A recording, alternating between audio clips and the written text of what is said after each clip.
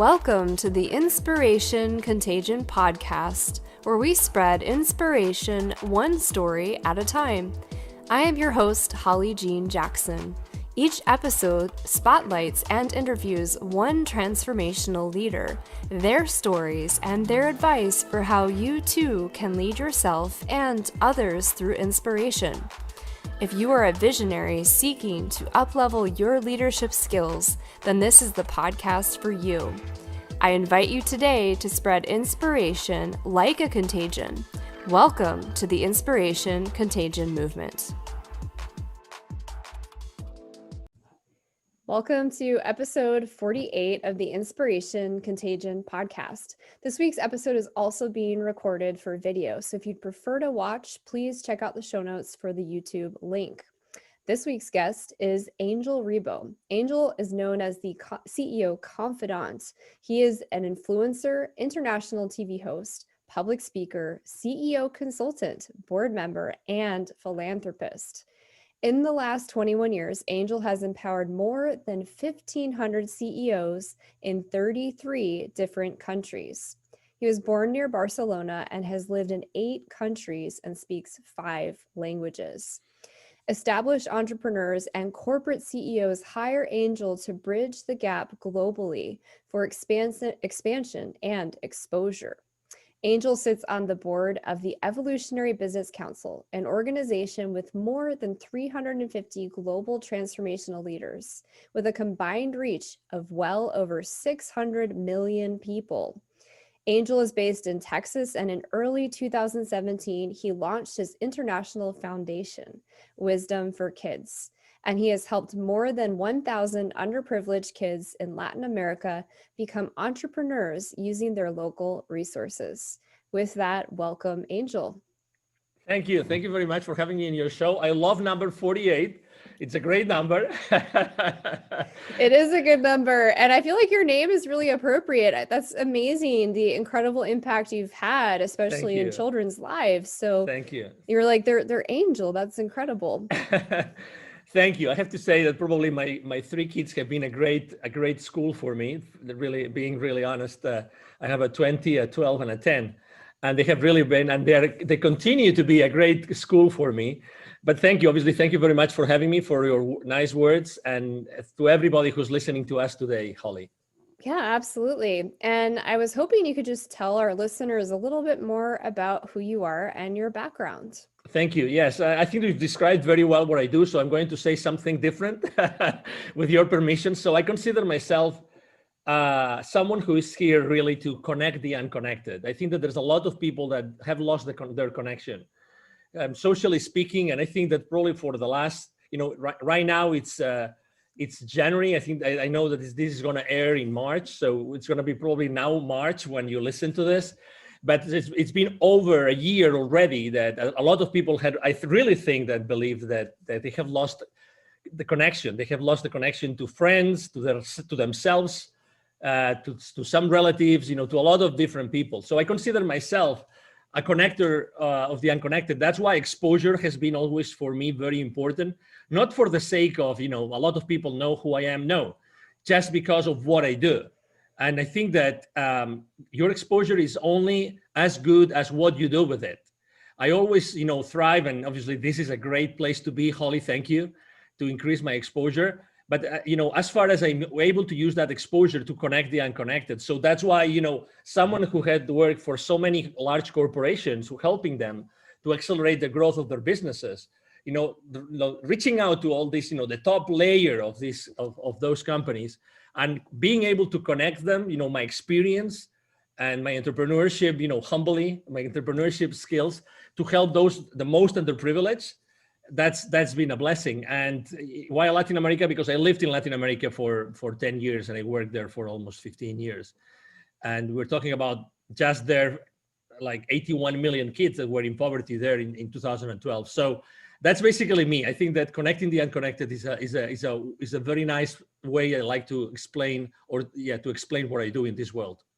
I love that. And I have to say personally, this past year, while face-to-face connection has been much lower, I have never felt more connected to people in the world than this past year. I have met through my podcast and through just LinkedIn, just connections, more people that I've become close friends with or collaborators with than I have in years or decades. But I like what you're saying. There are people that are very disconnected right now. They might not have access to technology, and that's extremely difficult to navigate during COVID. So I'm glad to hear that you're working with people to connect them. Yes, thank you. And as you know, my work is done. I'm mostly on LinkedIn, and I'm all on all social media outlets. But I'm there, and because I really like to link myself and my business and my purpose and my inspiration with people. And when I was talking to our volunteers in the field, our Wisdom for Kids volunteer, which is my international foundation, throughout this year, I mean, they were all saying the same thing. We can't see the kids. We can't see the kids. We've lost that possibility to be around them because obviously of all the restrictions that are now in place. And we can't wait to see them again. We can't wait to be there with them, to inspire them, to help them become entrepreneurs, to help them be better people in their lives, to be, these change makers in their communities. Which is at the end of the day, entrepreneur is someone that really changes their community. And you very well said that. Now we are really blessed because we have been able to increase our connections throughout this time, probably because we said, okay, so regardless of what's happening around us, that's what we stand up for. That's what we are here to do. And we're going to do it no matter what, and it's awesome because probably that's made many of us to bloom and to go for strategies that maybe we didn't think of before. So I think it's a great time that we're living. Yeah, absolutely. It's definitely a super interesting time to be alive. It's kind of like this big experiment that we're not really sure how it's going to end up, but that's the whole point. So, Angel, I always like to ask everyone who comes on the show, what makes you such an inspirational leader? Or in other words, what's your secret sauce? Well, thank you. Thank you for saying that. I would say that my inspiration comes from really my essence, and it comes from what I do every single day, right? It comes from what I say to every single podcast host, or what I say to my employees or to my family members every single day. I think that I have been blessed of having a great life and working internationally in so many countries and doing so many things. And I think that everything that I had to learn from all those cultures and from all the people I've been dealing with, I mean, behind all those 1,500 companies and business leaders, there's obviously a lot of teams of a lot of people. There's a lot of people in my own teams throughout my life that have helped me to do that. So I think that it's my experience in my life that has allowed me to be who I am, and being able to make decisions, important decisions in difficult times in my life. I think that everything has made me someone unique. But let me tell you something. I don't think that I'm more unique than anybody else that is listening to us. Maybe the only difference is that, I have taken action and you have taken action. My favorite mantra is take imperfect action now. Take imperfect action now. I think that the people listening to us right now, they already have inside of them that unique experience. They have had this unique life. They have done those unique things. And there's a lot of people out there that they need their inspiration. They need their experience. They need their expertise and their knowledge. It's up to them if they take action or not. So again, I think that we all can inspire someone. I always think that every time I'm on an interview, there's someone that is going to listen to this, conversation between Holly and myself, and we'll learn something. And just if there's only one person today that likes the message and likes what we're talking about, oh my God, that's amazing, because we've been able to change the life of that person forever. That's the beauty of having those conversations. And that's why I think that having conversations is so important. Let me add something that I just saw this morning on LinkedIn. As you know, the consumption of podcast content has increased dramatically since last year. Well, when as you said it very well, when this experiment started, right? So, and the headline was something like, podcast, is not the right way to make money. That was literally, and it was the number one news on LinkedIn this morning. I think it was this morning or yesterday. And I was thinking to myself, yes, but I think that you're missing the point here, which is, what about the inspiration? What about those lives that all these podcast hosts and shows, are being exposed to, all these people that are listening to those conversations, and they might take action after listening to all those conversations. So so then the question is, how do you measure wealth? And I think that if we are able to contribute all of our, all the millions of guests and hosts in all the, podcast shows in the world, if we're able to contribute to changing this world somehow, oh my God, how much wealth it is, and it is going to be generated. Yeah, that's really an interesting perspective. And I mean, I agree. I think it's difficult to monetize a podcast unless you're in the top, 50 or 100 of Apple Podcasts, and that's very difficult to do. But I think podcasts are really powerful for movements and for helping people take action. So like you were saying earlier, there's the inspiration, and then the only difference between success or hitting that inspirational idea is the people that take action and the people that don't. So there's the inspiration coupled with the motivation, which is the movement and taking action towards accomplishing that goal. And so I think what podcasts do, especially ones with leadership and tangible things that people can do and stories that people can relate to, help us build that movement and help those people start to take action because they can see themselves in that story. Exactly, and you don't know where that action is gonna go. I mean, again, if I had to count all the lives of people that both with my business and with my nonprofit we have touched, what are going to be the consequences? What is going to be the ripple effect, right? So I think that again, we are a very materialistic society, and it's good. I mean, obviously there are millions of people that rely on we buying their products, and I understand it, and it's good. But at the same time, I think, how much is happiness worth? How much is inspiration worth? How much is a good message worth? How much is peace of mind worth? How many people don't really want to wake up in the morning? How many people, I mean, you've probably seen this. I mean, it's not in mainstream media, and I don't have anything against them, obviously, but how many people, I mean, what about the depressions?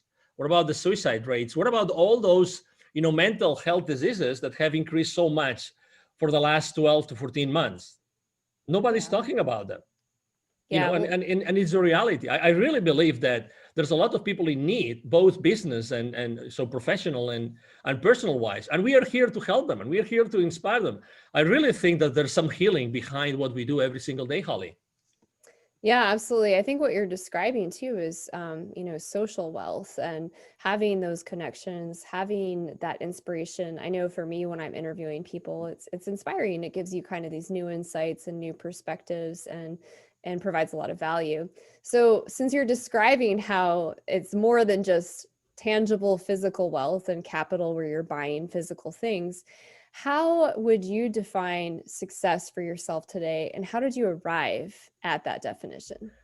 Well, to be honest, for me, success is to be able to be excited and passionate, to wake up in the morning, to have a wonderful place of peace of mind, and throughout the day, to be able to experience fully my life with my friends, with my coworkers, with my team, with my family members. This is for me wealth, to be honest, to have this absolute, peace of mind in which I can really thrive every single day without having to worry about anything. That's for me wealth, total wealth. I've made a lot of money throughout my life. I've had great jobs. I've been able to close great deals, you name it, as millions of people in the world.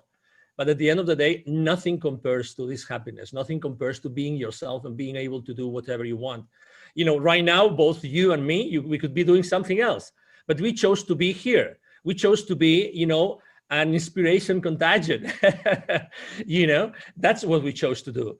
And we do it really, because we really believe in the mission that we have behind us.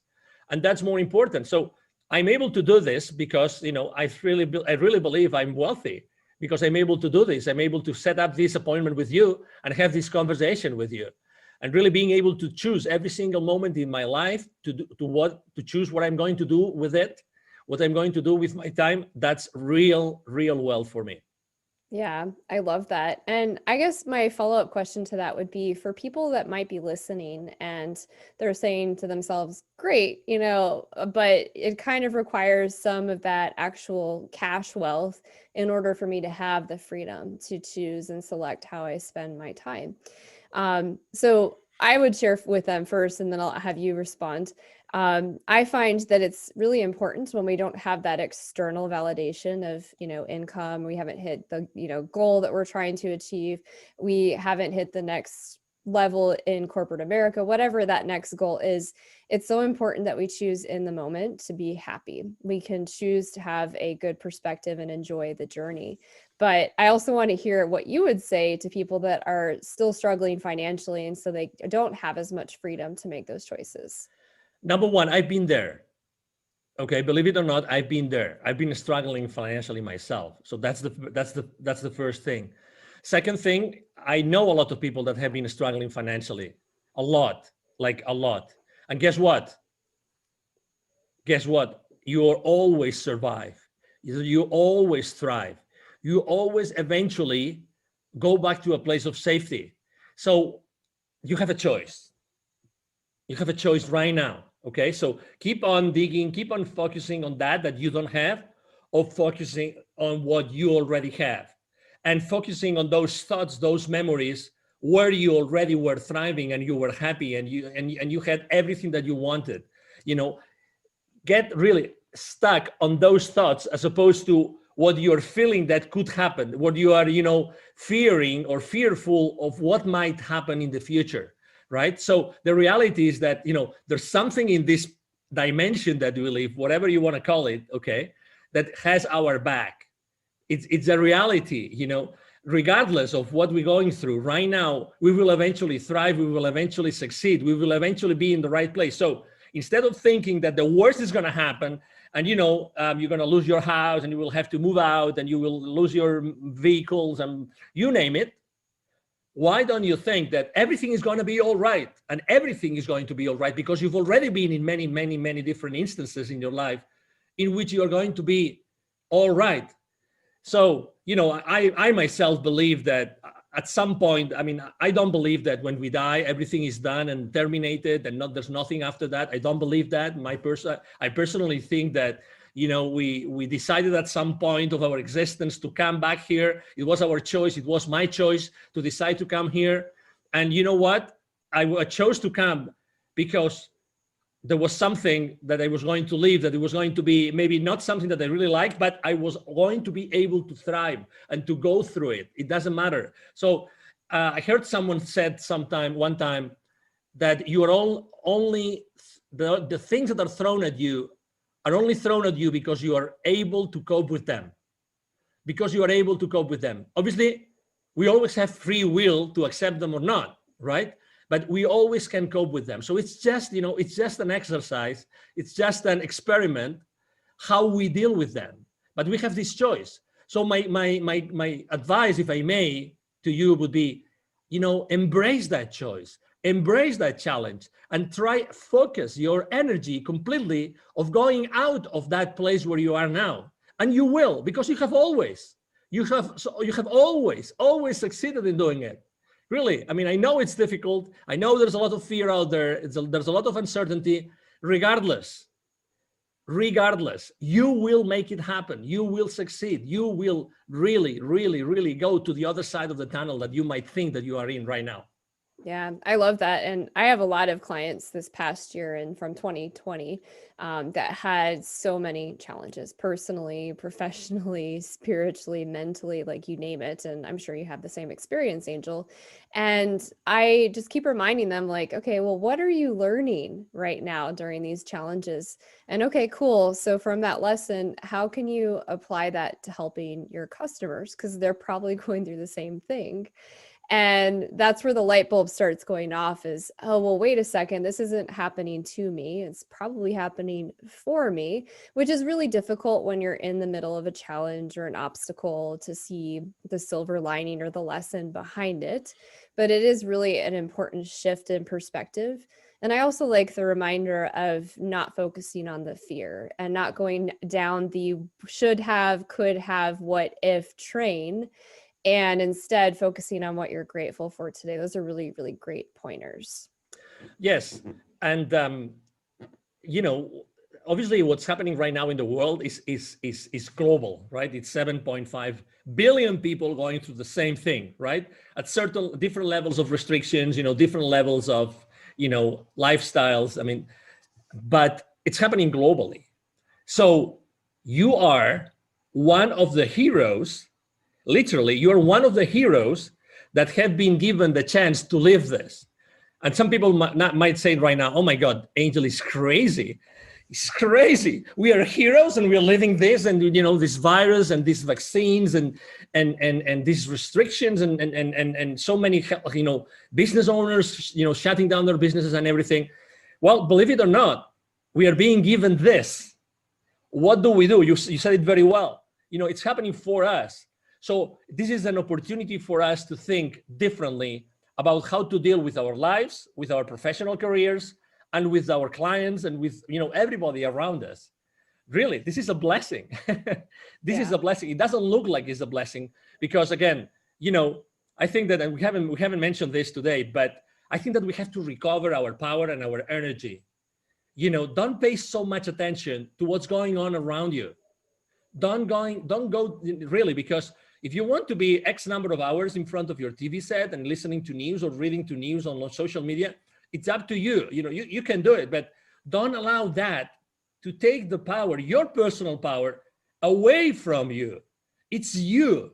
Nobody should be taking that power away. And that power you can use for whatever you want in your life. You can still create wonderful things. You can still, try to focus on, those videos, those pictures, those photos from those trips, all those things that really inspire you and take you to this very nice place, mentally and intellectually. Do that instead.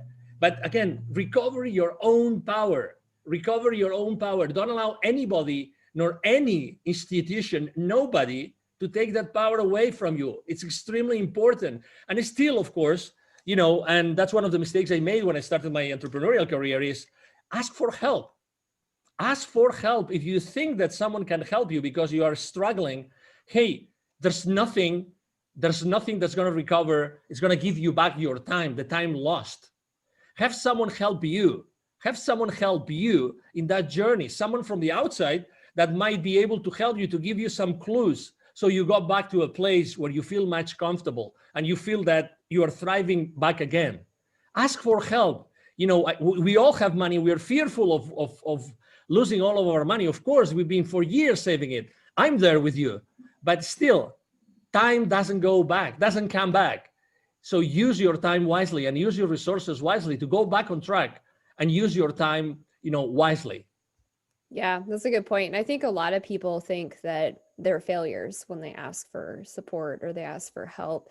And I know even a lot of business owners that have struggled from this past year, from the pandemic and from all of the shutdowns and the economic impacts.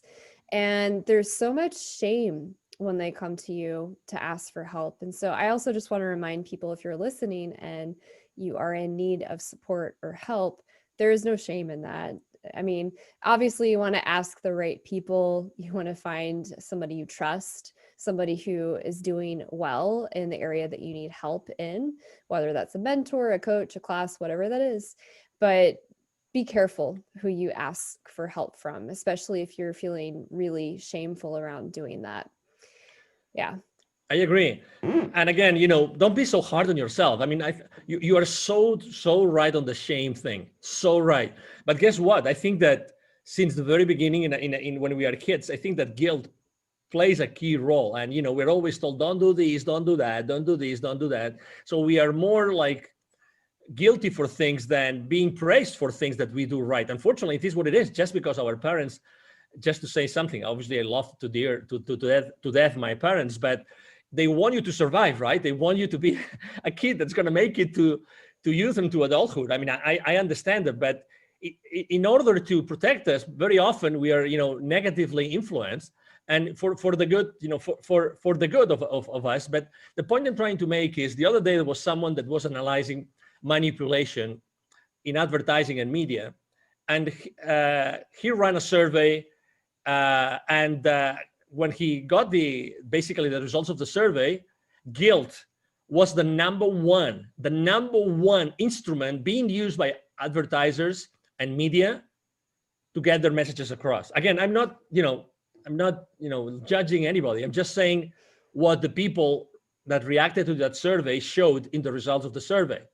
So it works. It works. So it works that, we fully understand that you might feel like this asking for help. But again, think about your life in terms of time, and time is the most valuable and precious resource that you have and you will always have. Yeah. Yeah. And your health is equally important. And, if you're not taking care of yourself and your health, then your time is even more limited. Mm-hmm. So I would advise you to invest wisely your time, resources, and health during this next 6 months to a year. So I also wanted to ask you, you've kind of shared a lot of inspiring stories, but is there a particular story of inspiration that you're known for? Well, I have had in my life probably like two very deep, spiritual experiences that have made me make dramatic changes in my life, right? One was after reading a book which is called The Celestine Prophecy by James Redfield.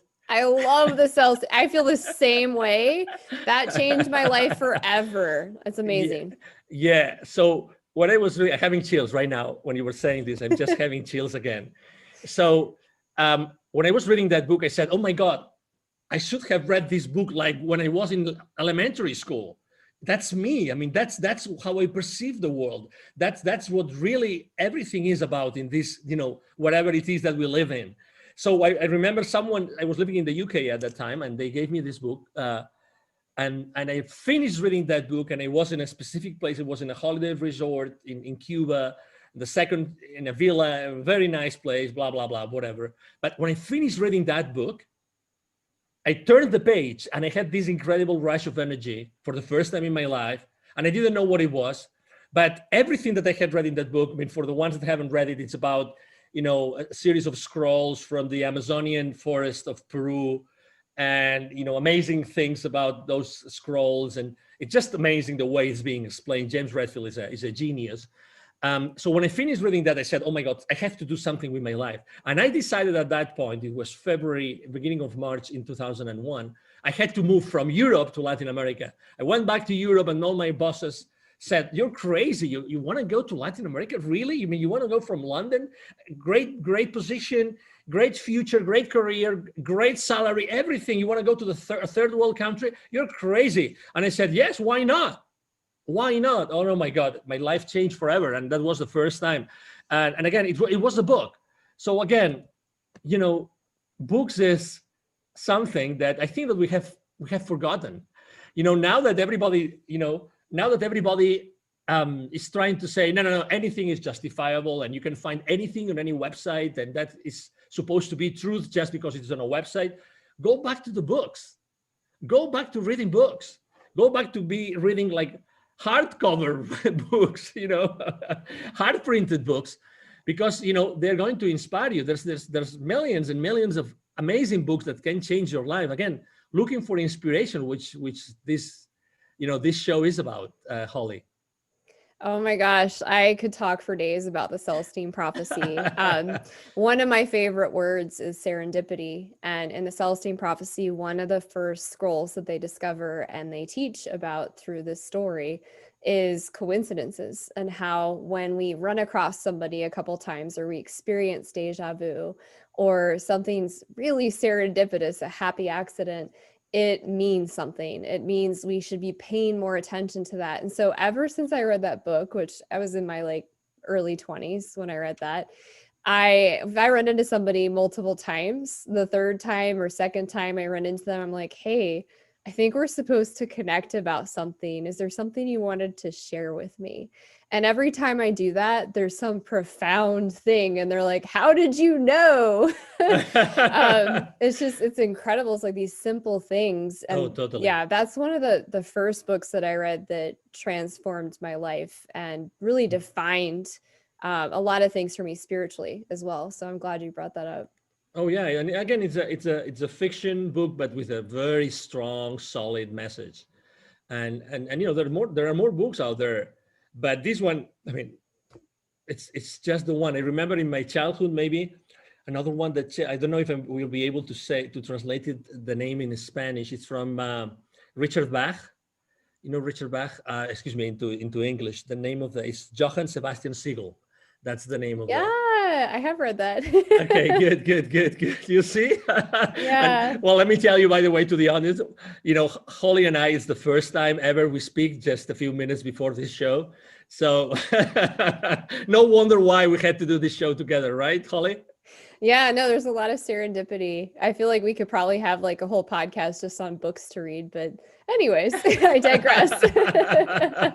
Yeah, that's another nice book. I mean, different obviously, but I mean, if I had to recommend one only book to anybody, it would be The Celestine Prophecy by James Redfield. Yeah, that's my top recommendation too. The interesting thing about it is sometimes something that is fictional, and I'm putting that on in air quotes for those of you that are listening, rings so true. Like the message behind it, you just cannot argue. And that might sound crazy to some people, but I don't know. There's just certain messages that I think they reach us at the core, at the energetic level, and we just know that they're true, and it transforms our life in some way. So that's pretty exciting.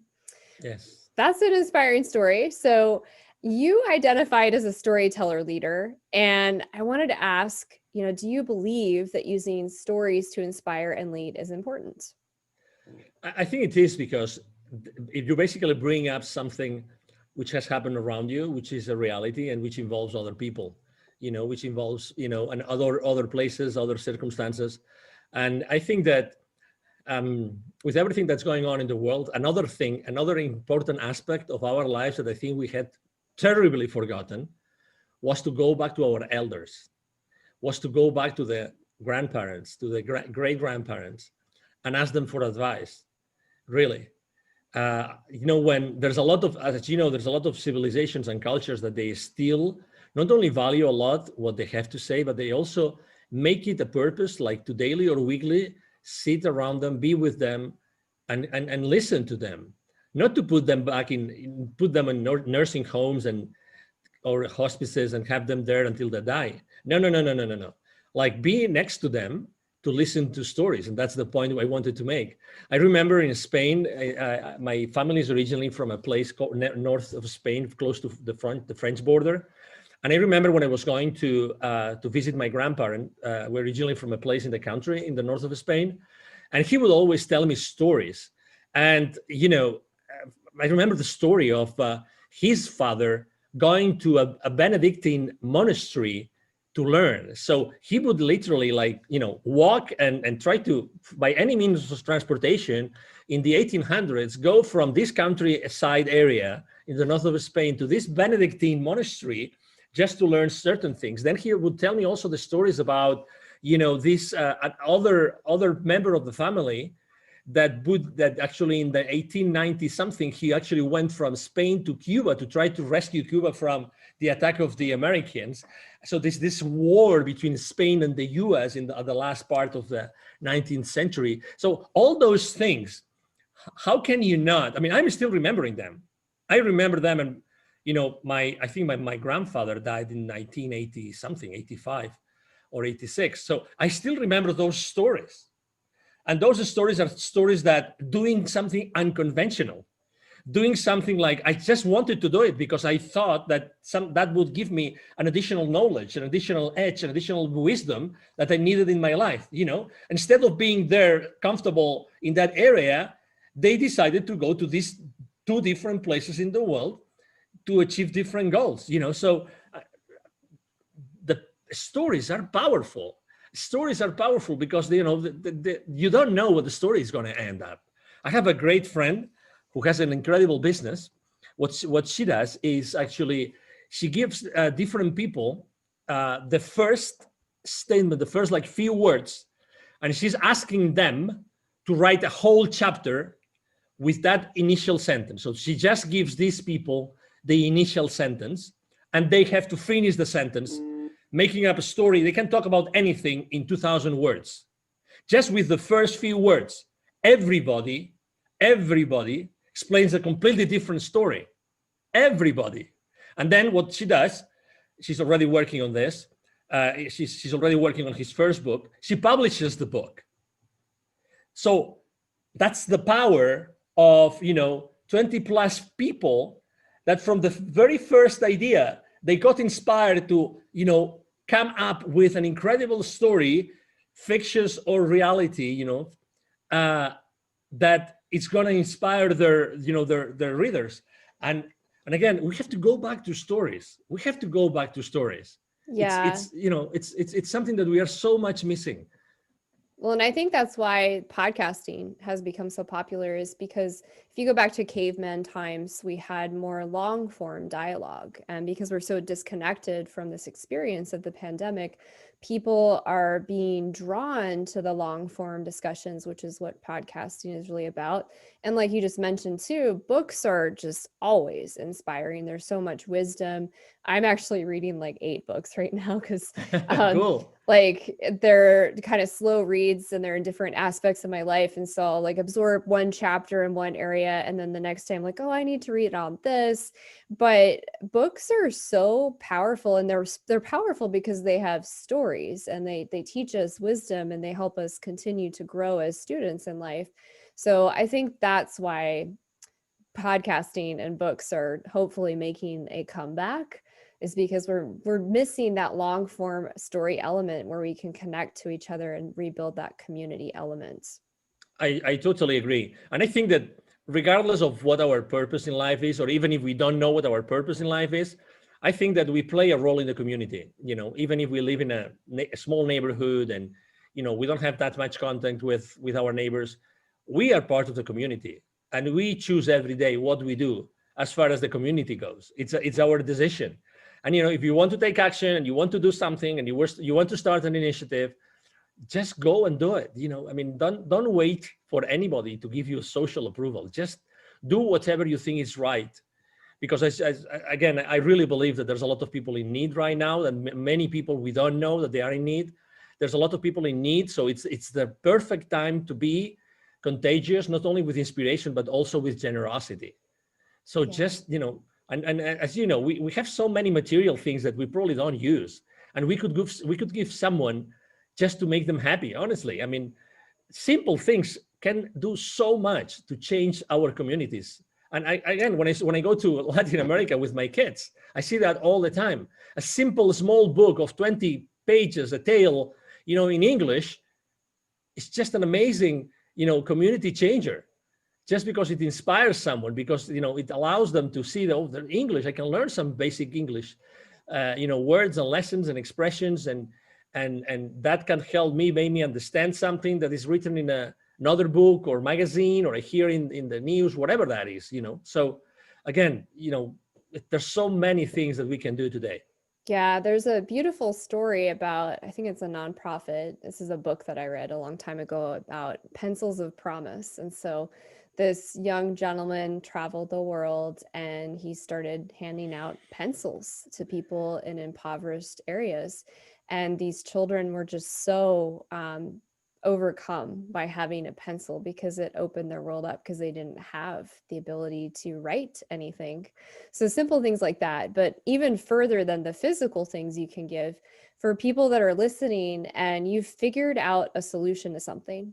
So you've navigated a divorce, you've learned how to balance a budget, whatever that is, whatever your superhero power is, whatever your idea is, you not taking action on that is actually not helping probably hundreds to thousands of people around you.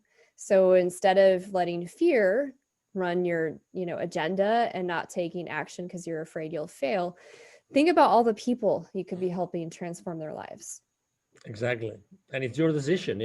I remember one of the questions I asked myself before creating Wisdom for Kids was, if it's not me, who's going to do it? Who's going to be connecting this, underprivileged 81 million kids to the people that are totally connected and are part of the economy, and they are not? Who is going to do it? Who can do something about it? And the response was, well, probably me. So why not? Why not? Why not doing it now? So, that really helped me a lot. The why not is is an expression I use a lot. So I think I like it a lot. Well, and after the podcast, you'll have to remind me because I have some goals around a nonprofit for children. And I know a few other people I've interviewed on the Awesome. podcast and met that are doing different things around nonprofits for children. So I think we should probably Awesome. connect on that separately. Absolutely. Another question I wanted to ask you is how do you mentor and teach and lead through stories? Can you share a couple examples? Yes. So obviously I like to conduct myself with the people I serve through questions. I think questions are very powerful. I think questions allow you to put yourself and to put the people around you in a different place in their mind. I think that perception is reality, regardless of my efforts to change Holly's perception about something. Your perception is your reality, and my perception is my reality. And it's the same thing with my mentees, my coachees, and the people I help with my consulting. So I like to ask questions. And I think that most of the answers are inside of them, but I ask questions. So whenever I'm asking questions, and there's something that they say or they refer to that gives me the possibility to use one of the questions, one of the stories, one of the things I've lived in my life, then I use it as a part of the reality that already existed, that was already created, that was related to what that person wants to do or wished that he or she was doing today. So I think that, thank God I've been given the possibility to be able to make those connections while I'm talking to people. It's like when we are having this conversation, there's many different styles of podcast hosts, right? You have this tremendous ability to connect a lot of many different things and to connect it with your own experience and your own practice and everything. That's something that you do wisely and fast, right? So I'm sure that you do the same thing in your practice, and that's why you have so many clients. So I think that this is an ability that not everybody has, but we have to consistently ask questions so we actually go inside that person and we really get to know that person genuinely in order to be able to help them. And it's not always, we don't always succeed. I'm sure that you have also, failures. You have failed with some clients. I have miserably failed with some clients as well. But, that was a very important learning lesson for me. And what did I do? I learned from that lesson and I made sure that that wouldn't happen again, obviously. So again, I think that the best way to use the stories is to use them in the context that relate directly to those issues and to those challenges that the people you're working with are going through at that point in time. I think that's the best way, because unless you listen to them and you make what you do relatable to them, they're going to disconnect, disengage, and what is your role there? There's no point, right? Yeah, it's really important, like you were just saying, to really understand your audience, whether that's one-to-one with a coaching situation, mentor situation, even a family member, or if you're writing a blog, knowing your audience and what they're experiencing right now. For business owners that are listening today and they're trying to upscale, up-level their leadership skills in this area, listen to your clients. What is the consistent theme that you're hearing? Write a blog on that, do a video posting on that, and share a story that might help them shift their perspective. Like you said, you can't force someone to shift their perspective, but you can use stories so that they can see themselves in that story and perhaps shift their perspective to a more positive standpoint versus fear-based. Yes, and a good example is, for instance, I post on LinkedIn every single day. And you would say, well, you post on LinkedIn, maybe you post about business every single day. No way. Actually, I support every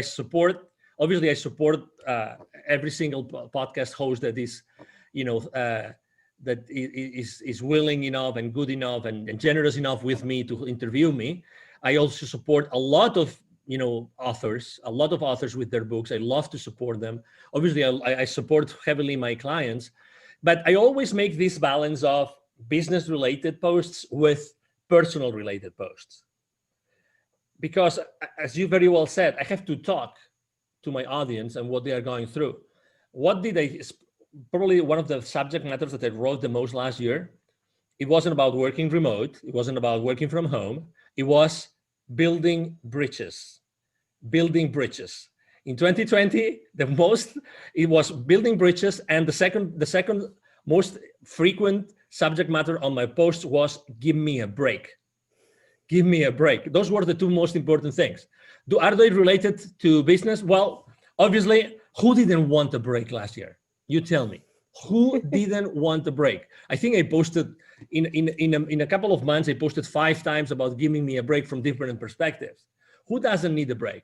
Who hasn't thought at some point, I would love to wake up in the morning tomorrow and the news are totally different. They're totally changed. Something happened in the world, in the split of a second, in the snap of a finger, something happened that, everything is going back to normal, right?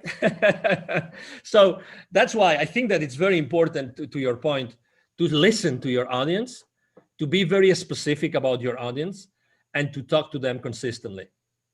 Well, and I love that you're also recognizing, because you're in the business space, how important it is to talk to your audience about the personal side, because how we do one thing is how we do everything. And so business owners are people. And guess what? This past year, they had a lot of personal challenges. So I love that you were talking to them about give me a break, because yes, let's be real.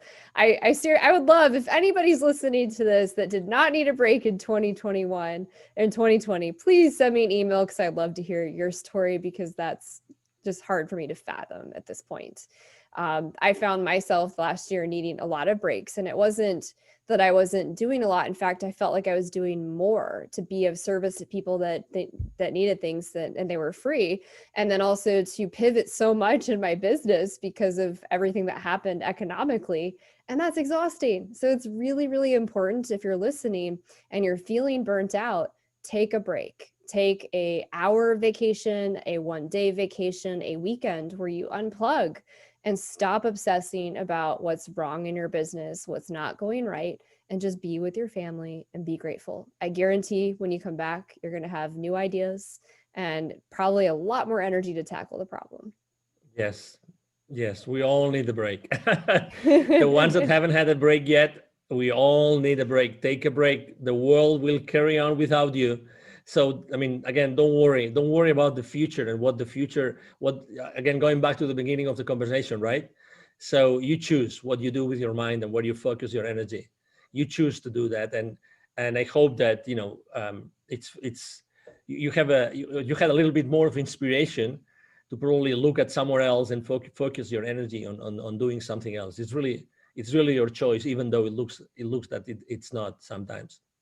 Yeah. And to really bring that home for people, I'm curious, is there an example from this past year working with a client, you don't have to share names or specifics, of how you mentored them through almost getting to a breakdown and taking a break?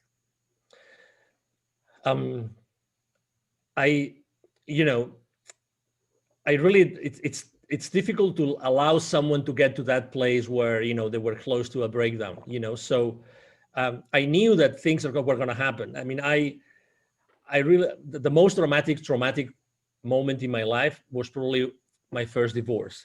So I could teach probably someone how to go over a divorce from a male's perspective. Okay.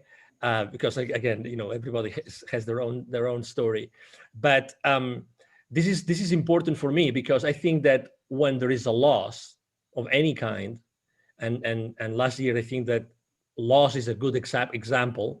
Loss of all your habits, loss of all the things you used to do, the places you used to visit, the people you used to visit, everything. I think that knowing about the different stages that you go through to get acquainted with a loss, actually, I think that helped me a lot. So that's why when I saw this happening, and it's not the first economic crisis that I was going through.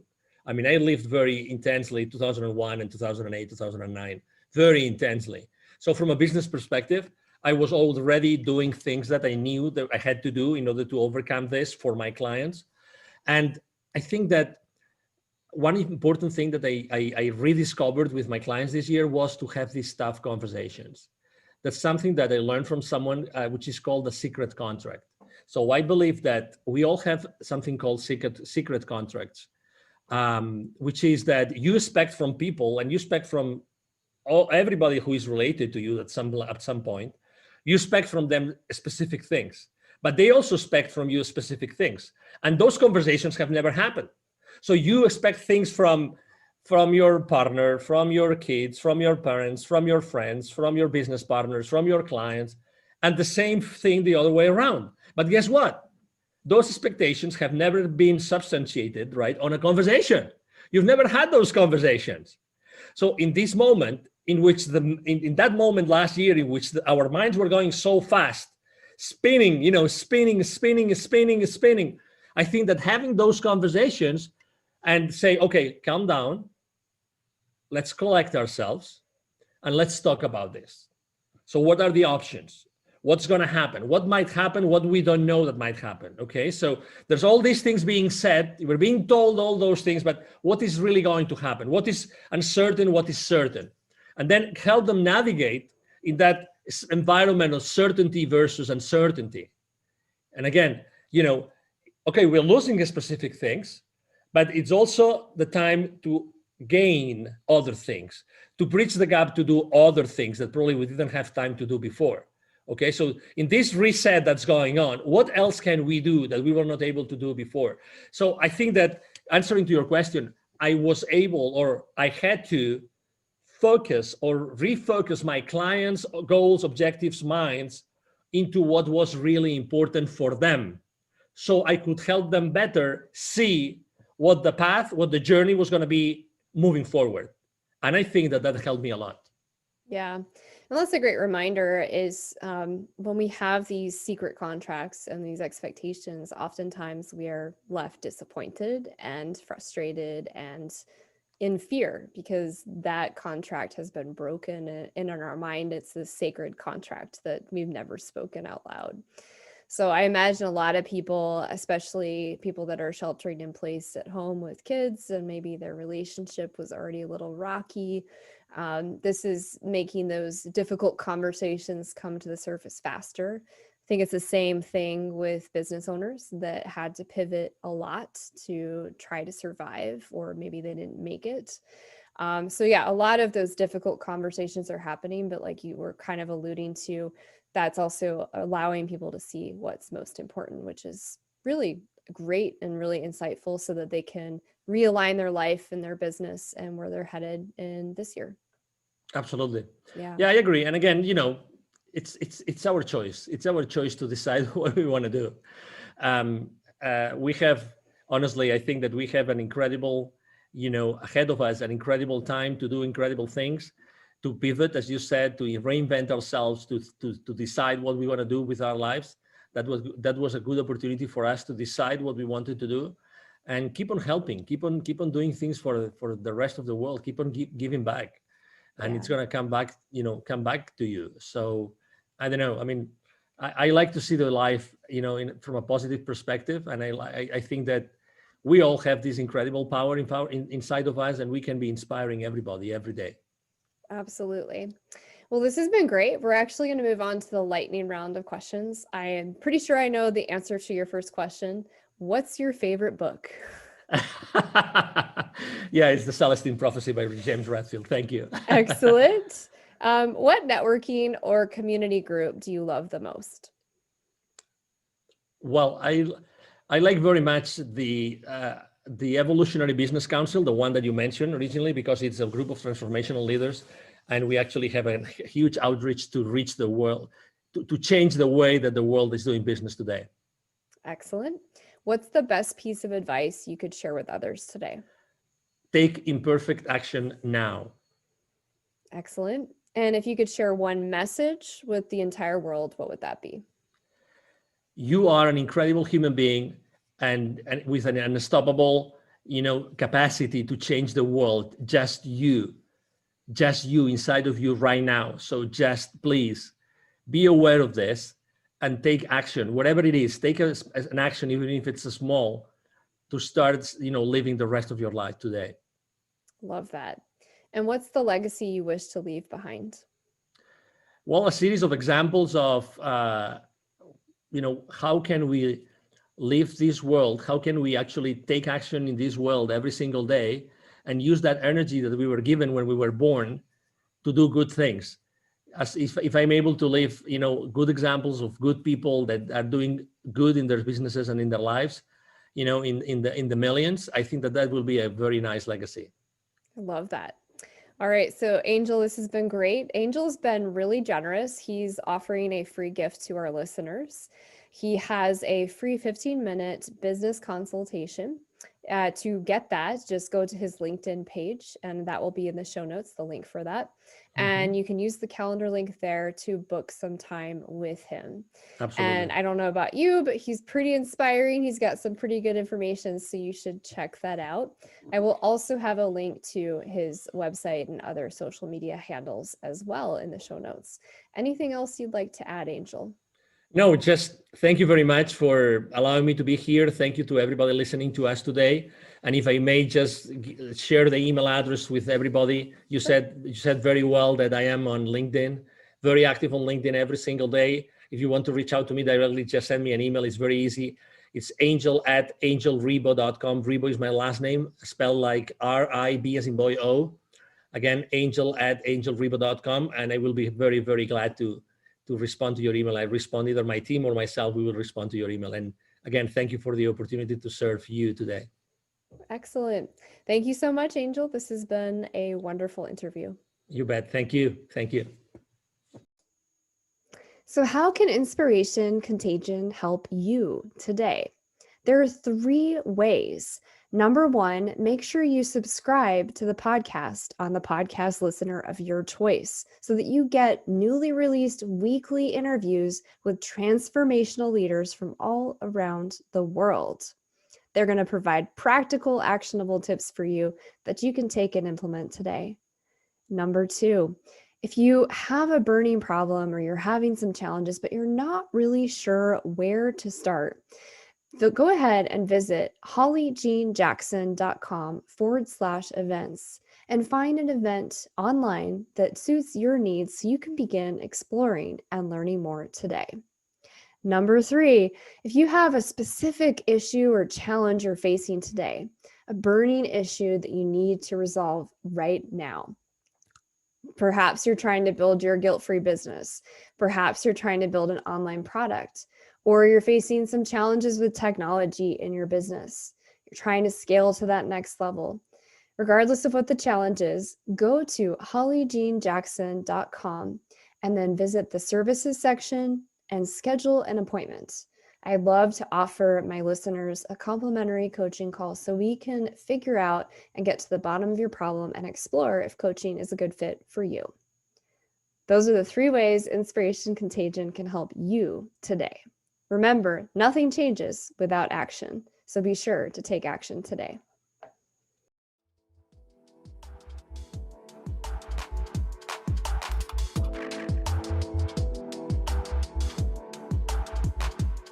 Thank you for joining the show today. I hope you were inspired. More importantly, I hope you take action. What is one thing you can do in this moment that will inspire someone? Without action, nothing changes. Be the change you wish to see in the world. If this show truly inspired you, we ask that you share it through your network. Help us spread the light and inspiration in the world. I look forward to seeing you here next week.